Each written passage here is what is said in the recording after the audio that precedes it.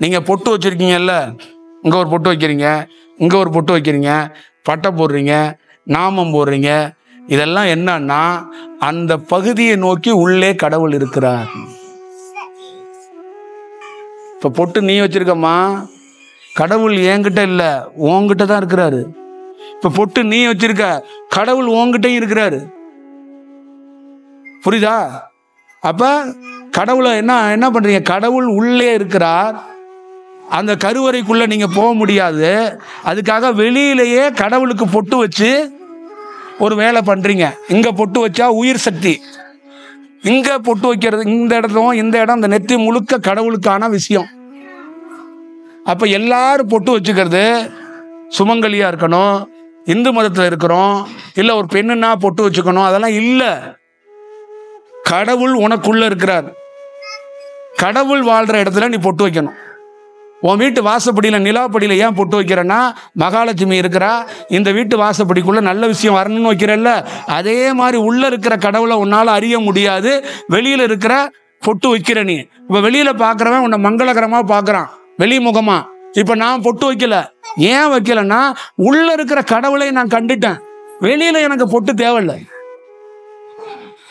கண்டவனுக்கு தேவையில்ல, காணாதவனுக்கு தேவை.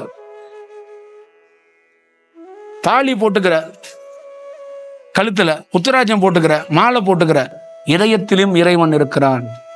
இதெல்லாம் எங்க இருக்கு? இதயத்துல தான் தொங்குது.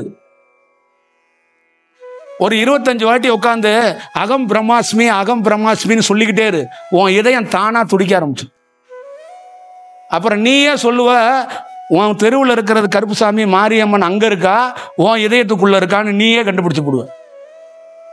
3 மாசம் சொல்லிப்பாரு, 4வது மாசம் உன் இதயமே ஒரு சக்கரம் மாதிரி சுத்தும். அப்ப தொப்புள் கொடிங்கிற இந்த இடம், அங்கேயும் இறைவன் சம்பந்தமான விஷயம் இருக்கு. ஒரு குழந்தை பிறக்குதுல உங்களுக்கு இடம், அங்கேயும் இறைவன் சம்பந்தமான ஒரு இடம் இருக்கு. அந்த இடத்துல இருந்து தான் இந்த உடலையே பாதுகாக்கிற தலைவன் யார்? ஒரு மரம். எது? ஒரு மரத்தடியில் உட்கார்ந்து புத்தர் ஞானம் அடைந்தாரு.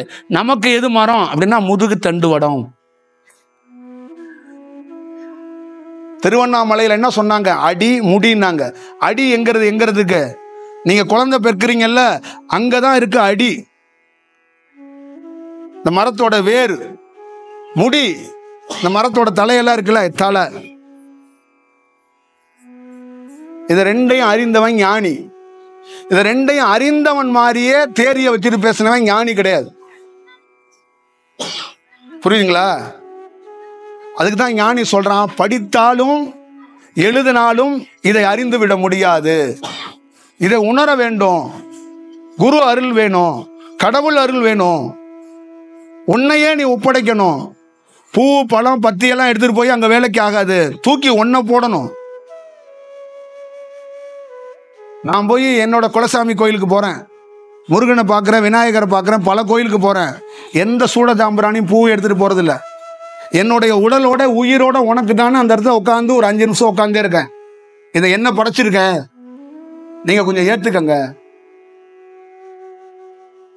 உள்ள இருக்கிற கருவறையில் இருக்கிற ஒரு பொங்கலை வச்சு நைவேத்தியம் பண்றார். நான் என்ன வச்சு நைவேத்தியம் பண்றேன்?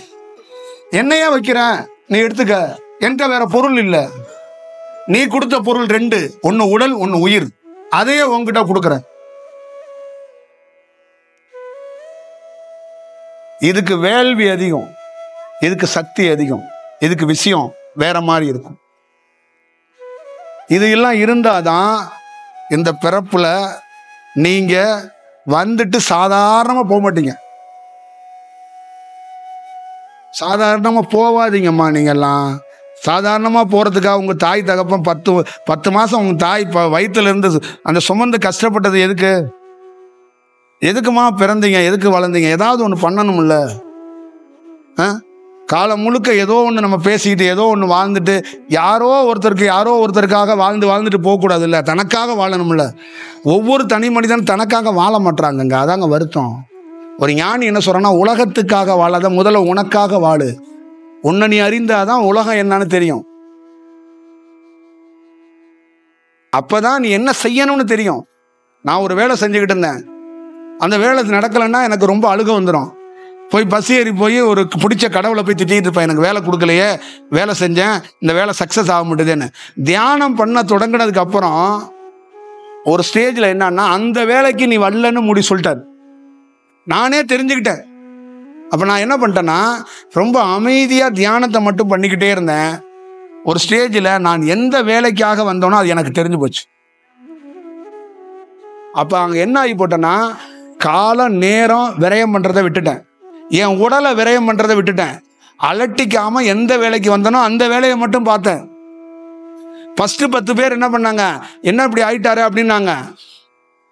ஆனால் 10 பேர் இப்படி சொன்னா 100 பேர் நம்ம பின்னாடி வந்தான். அப்போ இறைவன் என்ன சொன்னான்னா, அந்த வேலையில் நீ தோத்தல்ல, அது நீ தோத்ததுக்கு காரணம் நீ, உன் சொந்தம் பந்தம், கிரகம், ஜாதகம், இந்த குலசாமிக்கு இந்த வேண்டுதல் சரியா இல்லை, இந்த ஜாதகத்தில் இங்கிட்ட இது புட்டுக்கிட்டு வந்துருச்சு, இது அதை நேராக பார்த்துருச்சு, அது கோணலாம், அதெல்லாம் இல்லை. உனக்கு கண்டறிய திறன் இல்லடா, நீ அந்த வேலையை பார்க்கறதுக்கு வரல, அதனால தோத்த. இப்போ என்ன வேலைக்கு வந்தேன்னு தெரிஞ்சுக்கிட்டல, உன்னை நோக்கி 100 பேர் வர்றான்ல. ஏன் வர்றான்னா, இதுதான் உன்னுடைய வேலை. 3 ஏக்கர் நிலத்தை வச்சு கல்லையோ பயிரோ கரும்போ இல்லை சோளமோ போட தான் வந்தியான்னு நீ தெரிஞ்சுக்கிட்டு விவசாயம் பண்ணனா ஓகே. என்கிட்ட இருக்கு நிலம் இருக்குங்கிறதுக்காக பண்ணனா அது இல்லை. நீ அப்படி செய்கிற போது எல்லாமே நீ மனுஷன்தான். என்னைக்காவது ஒரு நாள் இதுக்கு தான் நான் வந்தேன்னு தெரிஞ்சுக்கிட்டேன்னு வச்சுக்க, நீ மனிதன் இல்லை, நீ கடவுள். இது வேணும். அதனால விசேஷமாக பிரத்யேகமாக கடவுள் என்பது, குரு என்பது எங்களுக்குள் இல்லை, உங்களுக்குள்ள இருக்கு, எல்லாத்துக்குள்ளேயும் இருக்கு, உங்க உடலுக்குள்ளதான் இருக்கு. தூங்குறாரு, ரொம்ப ஆழமா தூங்கிட்டு இருக்காரு, எழுப்புங்க.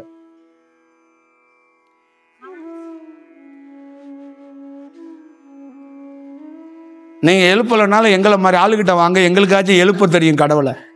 உங்களுக்கு மனுஷனை தான் எழுப்ப தெரியும், எங்களுக்கு தூங்குற கடவுளை எழுப்ப தெரியும். அந்த கலையை தான் எங்கள்கிட்ட கற்றுக் கொடுத்துருக்குறாங்க. அதுக்கு பேர் தான் தியானம். கண்ணை மூடிக்கிட்டு இப்படி உட்கார்றத கலையை உங்கள் பொண்ணுக்கோ உங்கள் பேரனுக்கோ நாங்கள் கற்றுக் கொடுத்துட்டு இருக்கோம். தமிழ்நாடு முழுக்க, இந்தியா முழுக்க, உலகம் முழுக்க, எத்தனையோ வெளிநாடுகளில் என்னன்னா தூங்குற கடவுளை எழுப்புறதுக்கான கலைகளை கற்றுக் கொடுத்துக்கிட்டு இருக்கிறோம். எங்களுக்குள்ள இல்லை, உங்களுக்குள்ள தூங்குற, ஒவ்வொரு தனி மனிதனுக்குள்ள தூங்குற. அப்போ அங்கே என்ன ஆகும், வாழ்க்கை வேற மாதிரி ஆயிரும். அப்ப நீங்க என்ன ஆவீங்க, என்ன கும்பிட மாட்டீங்க, என்ன நோக்கி வர மாட்டீங்க, நீங்களா இருப்பீங்க. கடவுள் என்ன சொல்றாரு, டே என்ன நோக்கி வராதரா, நீ யாரா, நான் இருக்கேன்டா.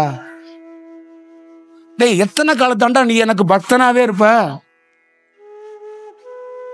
நீ என்ன பக்தனாவே இருந்து பாடிக்கிட்டே இருப்பியா, இதான் உனக்கு வேலையா, இதான் உனக்கு ரோலா, நீ மாற மாட்டியா அப்படிங்கிறது தான் அதோட செயல். அப்போ அந்த மாறுறதுக்கு நீ ட்ரை பண்ணா யார் மூலியமாக எப்படி மாறணுங்கிற அந்த கலையை அவன் கற்றுக் கொடுப்பான், அந்த வடிவத்தை அவன் கற்றுக் கொடுப்பான். இதை நீங்க பார்த்துக்கணும். புரியுதுங்களா? ஒரு சராசரியாக கிராமத்தில் இருந்து பல்வேறுபட்ட சூழல்களில் வெவ்வேறு வடிவத்தில் இருந்தபோது நமக்குள்ள இருந்து என்ன அப்படின்னா, உள்ள இருக்கிற செயலை நாம் கற்றுக்கொண்டோம். ஒரு டாக்டர் கூட உள்ள இருக்கிற உறுப்புகளோட இயக்கத்தை தான் கற்றுக் கொடுத்தாரு. கடவுள் எங்க இருக்கிறாருன்னு எந்த மருத்துவரும் காட்டி கொடுக்கல. நரம்பியல்ல எக்ஸ்பர்ட்னு சொல்ற டாக்டரும் சரி, மூளையில எக்ஸ்பர்ட்னு சொல்ற டாக்டரும் சரி, பீனியல் அறிந்த டாக்டரும் சரி, எல்லாத்தையும் அறிந்த டாக்டர் கடவுள் எப்படி இருக்கிறான், கடவுள் எப்படி எழுப்பணும்னு சொல்லி கொடுக்கல. எந்த விஞ்ஞானி சொல்லி கொடுக்கல. ஆனா ஒரு துறவி, ஒரு ஞானி சொல்லி கொடுத்துட்டான். அப்ப எனக்கு என்ன ஆகி போச்சுன்னா, பாதுகாக்கப்பட்டேன். எங்க பாதுகாக்கப்பட்டேன்னா, நான் செத்ததுக்கு அப்புறம் 4 பேர் எனக்கு வேண்டான்னு இப்பயே கிளியர் ஆயிடுச்சு. பாட தூக்க 4 பேர் வேண்டாம், மோலடிக்கு ஆள் வேண்டாம், அழுது நீங்க மூக்க சிந்தி அங்க தப்ப வேண்டாம். புரியுதா? அந்த அரிசியெல்லாம் எடுத்துட்டு வர வேண்டாம், அந்த புடவையெல்லாம் எடுத்துட்டு வர வேண்டாம். அதே மாதிரி அங்க போய் பிள்ளையோ பொய்யனோ யாரோ பேரனோ கொல்லி வைக்க வேண்டாம். இறைவன் எனக்காக வேலையை செய்வான். அவ்வளவுதான் விஷயம். அதனாலதான் இன்ன வரைக்கும் அந்த ஸ்ரீரங்கத்தில் போனீங்கன்னா ராமானுஜர்னு தன்னுடைய உடல் அப்படியே இருக்கும். நீங்க எல்லாம் போயிட்டீங்கன்னா உங்க உடல் அப்படியே உங்க வீட்டுல எல்லாம் வச்சிருக்க மாட்டாங்க. இன்னும் சொல்லுவாங்கல்ல, சூளம் வந்துரும்பா தூக்குங்கப்பா. சூளம் வந்துருமா, என்ன வந்துடும்? உங்களை டயர்டாக்கி விட்டுருவாங்களா, தண்ணி எடுத்துட்டு வா, அதை எடுத்துட்டு வா, இதை எடுத்துட்டு வா. எந்த ஞானி வந்து தண்ணி எடுத்துட்டு வர சொன்னா? எந்த ஞானி போய் யாருக்கு போய் என்ன வேலை செஞ்சான்? அதெல்லாம் அறிந்து செய்யணும். ரொம்ப தெளிவடைந்து ஒரு வேலை செஞ்சா நீங்க வணங்கப்படுவீங்க. உங்க பிறப்பு எப்படி கொண்டாடப்படுதோ உங்க இறப்பும் வணங்கப்படணும். ஒரு நாள் உங்க இறப்பு வணங்கப்பட்டால் நீங்கள் உண்மையிலேயே நல்ல ஒரு வடிவத்தில் வாழ்ந்துட்டு இருக்கீங்கன்னா அதுக்கு ஏற்பாடு பண்ணுங்க. கொஞ்ச நாள்ல தேர்தல் வந்துடும், உங்களுக்கு 500 ரூபா கொடுக்க ஆள் வந்துருவாங்க. அதுக்கு ரெடி ஆகிட்டு இதுக்கும் கொஞ்சம் ஏற்பாடு பண்ணுங்க. ஏற்பாடு பண்ணீங்கன்னா கொஞ்சம் நல்லா இருக்கும். அதை உணர்ந்து ஒரு வேலை செஞ்சீங்கன்னா, என்ன வணங்குறத விட்டுருங்க, உங்களை வணங்கணும் தான் நான் அங்கே வந்திருக்கேன். புரியுதுங்களா? என்னோட விஷயம் நான் எனக்கு என்னவா இறைவன் கற்றுக் கொடுத்தாரு? உதறதுக்கு கற்றுக் கொடுத்தாரு, ஆள் சேர்க்கறதுக்கு கற்றுக் கொடுக்கல. ஒரு பொருளாக எப்படி உதறணும், செருப்பை எப்படி உதறணும், பூசி இருக்கிறத எப்படி உதறணும், உடையை எப்படி உதறணும், உறவுகளை எப்படி உதறணும், பற்றுகளை எப்படி அறுக்கணும், இதெல்லாம் கற்றுக் கொடுத்தார். அப்போ கூட்டமாக வந்து ஒருத்தர் பின்னாடியே இருக்கிறது கூட அது என்ன பண்ணுவான்? அதுவும் ஒரு மாயை தான். இப்போ இதோட இதை உதறியணும், தேவையை கொடுத்துட்டு நீ அங்கரு, நான் இங்கே இருக்கிறேன், உன்னை நான் பார்க்குறேன், தயவு செய்து தட்டை தூக்கிட்டு பாலவர்னு வராத, பக்தர்னு வராத, இது வேண்டாம். உனக்கு என்ன வேலையோ அதை சரிந்து நீ அறிந்து தெளிவடைந்து நீ சரியாயிக்க. நீ எனக்கு ஏதாவது செய்யணும்னா உனக்கு நல்லது செஞ்சுக்க.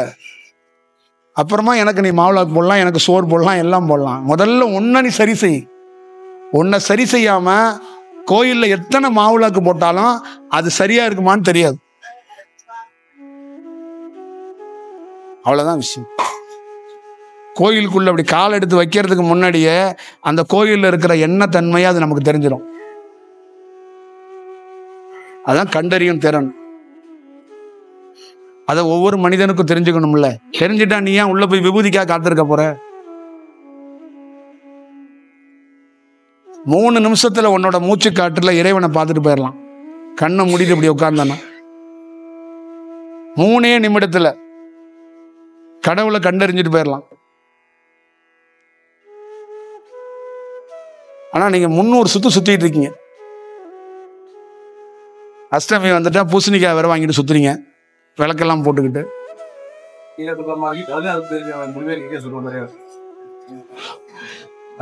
பெரிய ஞானிகளை நீங்க கண்டறிந்துக்கணும். ராமகிருஷ்ணர்னா யாரு, சாரதா தேவினா யாரு, பின்னாடி சும்மா மாலையை போட்டு ஒரு படத்தை வச்சிருக்காங்கலாம் பார்க்க கூடாது. யார் அந்த அம்மா, எங்கே பிறந்தா அந்த தாய், அந்த தாயை ஏன் வணங்குறாங்க? சாரதானா யாரு, ராமகிருஷ்ணர்னா யாரு, விவேகானந்தர்னா யாரு, அந்த பக்கத்தில் இருக்கிற அந்த ஐயான்னா யாரு, இவங்களெல்லாம் நீங்க கண்டறிஞ்சிங்கன்னா உங்க உயிர் பலப்படும், உங்க உடல் பலப்படும். அதுல மேம்படுறதுக்கான வாய்ப்புகள் நிறைய இருக்கும். இதெல்லாம் ரொம்ப முக்கியம். உங்க குழந்தைங்களுக்கு ஒரு ஞானி வாழ்ந்தானா அந்த ஞானியுடைய சொல்லி கொடுக்கணும். ஞானி அறிஞ்சு கொடுத்தா அந்த ஞானி ஏதாவது ஒரு உருவத்தில் வந்து வழிநாட்டுவான், வழிகாட்டுவான். ராமகிருஷ்ணர் புத்தகத்தை எடுத்து உங்க வீட்டில் ஒரு 10 நிமிஷம் வாசிச்சிங்கன்னா சொல்ல முடியாது, ராமகிருஷ்ணரே வந்தாலும் வரலாம், ஆச்சரியப்படுறதுக்கு ஒன்றும் இல்லை. அதுக்காக சொல்றேன், நம்ம ஒன்று வேணும்னு ஒரு பொருளை நோக்கி போகக்கூடாதுங்க. வேணும்னு போய் தான் மனிதன் தோத்தாடுறான். எனக்கு ஒன்றும் வேண்டாம், சும்மா வந்து உட்காருங்க, உனக்கு என்ன வேணுமோ அது வரும். ஒன்று வேணும்னு நீங்கள் வர்றதுனால தான் பிரச்சனையே அங்கே ஆரம்பிக்குது. அந்த எதிர்பார்ப்புல தான் நீங்கள் வந்து நல்ல ஞானியை கூட இழந்துடுறீங்க. நான் போனேன், அங்கே எதுவும் மாற்றமே நடக்கலையே. சொல்லுங்க, எத்தனையோ ஊரில் சிவன் கோயில் இருக்கு. யாராவது இங்கே இருக்கிறவங்க யாராவது சிவபெருமானை பார்த்துருக்கீங்களா? சொல்லுங்க. எத்தனையோ கோயிலில் அம்பாள் இருக்கு. என்னைக்காவது ஒரு நாள் அம்பாளை பார்த்துருக்கீங்களா? ஒரு நம்பிக்கை அடிப்படையில் தானே ஒரு வேலை செய்கிறீங்க. நம்பிக்கை அடிப்படை எதுக்கு? பார்க்கணும்ல ஒரு நாள். அவ பார்க்கலன்னா அது எதுக்காக வச்சிருக்கிறாங்க? குறை தீர்க்கிற முகாம்னு ஒன்று நடத்துவாங்க. அந்த மாதிரி கடவுள் குறை தீர்க்கிற முகாம் மாதிரி இருக்கிறாரா? உங்க குறையை ஒரு நோட்டை வச்சுக்கிட்டு தீர்த்துக்கிட்டு இருக்கிறாரா? அதெல்லாம் நீங்க கவனிக்கணும். இதெல்லாம் யோசிக்கணும். நீங்க தான் யோசிக்கணும். உடல்ல எவ்வளவு ப்ராப்ளம் வேணாலும் இருக்கலாம், வாழ்க்கையில எவ்வளவு சோகம் வேணாலும் இருக்கலாம். ஆனா யோசிச்சீங்கன்னா அதுல யார் நன்மை அடைய போறான்னா நீங்க தான். இதுதான் ரொம்ப முக்கியம். உங்க சாவுல உங்க ஊர்ல இருக்கிற கட்சி தலைவர் உட்கார்ந்தா கேள, நான் என்ன மாதிரி ஒரு ஆள் உட்கார்ந்து இருக்கணும். இதுதான் விசேஷம், இதுதான் செயல். என்னைக்காவது ஒரு நாள் உங்க வீட்டுல உங்க ஊர்ல கவனிங்க. ஒவ்வொரு வீட்டுக்கு மரண வீட்டுக்கு போறீங்கல்ல, ஏதாவது ஒரு ஞானி உட்கார்ந்துருக்கானா? இல்ல ஒரு துறவி உட்கார்ந்துருக்கானா? அப்ப துறவி இறந்தா ஓம் நமச்சிவாயன்னு சொல்லி எல்லாம் தன்னாம சங்க ஊதி அந்த மந்திரத்தை சொல்லி அவ்வளவு பெரிய விஷயத்த சொல்லி வில்வத்தை சொல்லி துளசியை வைத்து அவ்வளவு பெரிய விபூதியை வைத்து ஏன் இப்படி சாமிக்கு மாதிரி செய்யறான்னா, அவன் அறிந்தான், அவன் ஒரு பாதையில நடந்து வந்தான், அவனுக்கு உரிய மரியாதையை செய்தோம். புரியுதுங்களா? அப்ப எப்படி இருக்கணும்னு பாத்துக்கங்க. கல்யாண வீட்டுல ஒரு சாமியார் உட்கார்ந்துருக்கிறது முக்கியம் கிடையாது. சாவு வீட்டுல ஒரு சாமியார் உட்கார்ந்துருக்கு, அங்கதான் நீ பெரிய ஆள். காலரை தூக்கி விட்டுக்க. மாவட்ட செயலாளர் உட்கார்ந்துருக்க, அமைச்சர் உட்கார்ந்துருக்கலாம் பெரிய விஷயம் கிடையாது. ஒரு துறவி உட்கார்ந்துருக்கானா, உன் பரம்பரையே வேற மாதிரி ஆகி போயிடும். நீ வரலாறு தான். நீ அது நிகழுமா? அது நிகழ்த்த முடியுமா? எந்த கட்சி தலைவனுடைய இறப்புல எந்த துறவி போய் உட்கார்ந்தான் சொல்லுங்க, நீங்களே சொல்லுங்க. உங்க வீட்டுல எல்லாம் முன்னோர்கள் படம் கிடையாது, ஆனா நிறைய தலைவர்களோட படம் இருக்கு. ஏன் முன்னோர்கள் படம் வைக்கலன்னா அவங்க எல்லாம் பேயா வருவாங்கங்கிறீங்க. செத்து போன தலைவன் பேயா வர மாட்டானா? உங்க தாத்தன் பாட்டி தான் பேயா வருவாங்களா? இதெல்லாம் என்ன முறைகள்? இதெல்லாம் யார் வகுத்து கொடுத்தது? தலைவனை அவன் பேயா பார்க்கறது இல்ல, ஆனா முன்னோர்களை பேயா பார்க்கிறோம். இதெல்லாம் இருக்கு. இதெல்லாம் இந்த மாதிரி சூழல்லாம் உங்க வீட்டுல நடக்குது, எங்க வீட்டுல நடக்கல. நீங்க இதெல்லாம் பார்த்துக்கங்க.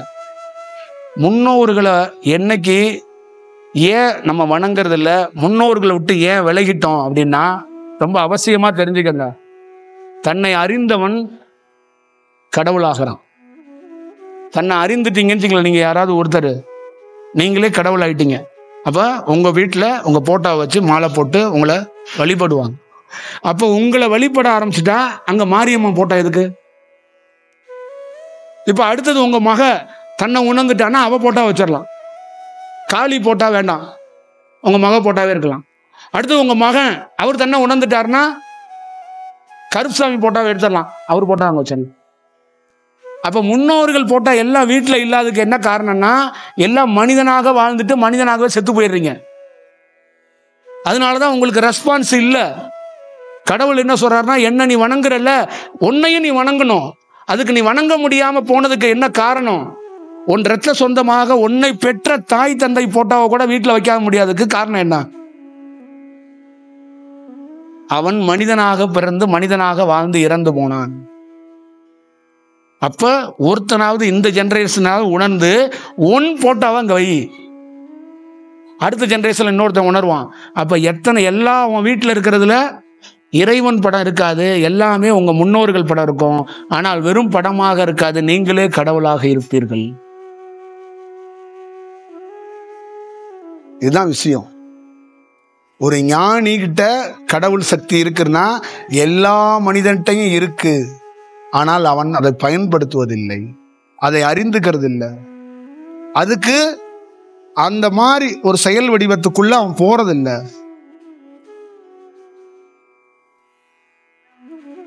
உங்க ஊர்ல யாராவது ஒரு சிவனடியார் திருவாசகத்தை ஏதோ பாடினா அவங்க ஏதோ பாடிட்டு கிடக்குறாங்கன்னு தான் நீங்க போயிட்டு இருக்கீங்க. களக்கட்டை ஒன்று தூக்கிக்கிட்டு ஒரு வாளியில் சோத்தை போட்டுக்கிட்டு எனக்கு என்னான்னு பேசிக்கிட்டு போகிறீங்க. எவனா அங்கிட்டு கத்திட்டு கிடக்குறாங்க 4 சாமியாருங்க, நமக்கு என்னான்னு தான் போகிறீங்க. அது எனக்கு என்னான்னு கத்துறது இல்லை, அதுக்குள்ள அவ்வளோ விஷயம் இருக்குது. அதான் சொன்னேன் இல்லை, அவங்க ஏன் எனக்கு கத்துறாங்கன்னா உயிரை எழுப்புறதுக்கு அதை கத்துனாதான் உயிரை எழுப்போம். நீங்கள் குழந்தைய தூங்குறதுக்கு தாலாட்டு பாடினீங்கல்ல, அந்த மாதிரி திருவாசகத்தை பாடுறதுன்னா உயிரை எழுப்புறதுக்காக பாடுறான்.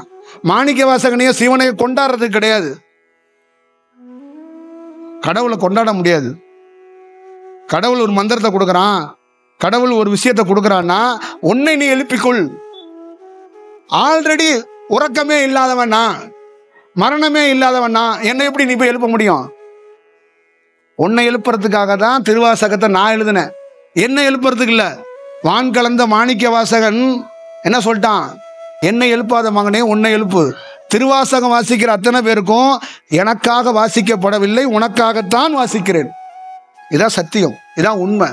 உன் உயிரை எழுப்புறதுக்கு சாவி திருவாசகத்துல இருக்கு. அதுக்காக தான் அங்க வாசிக்கப்படுது.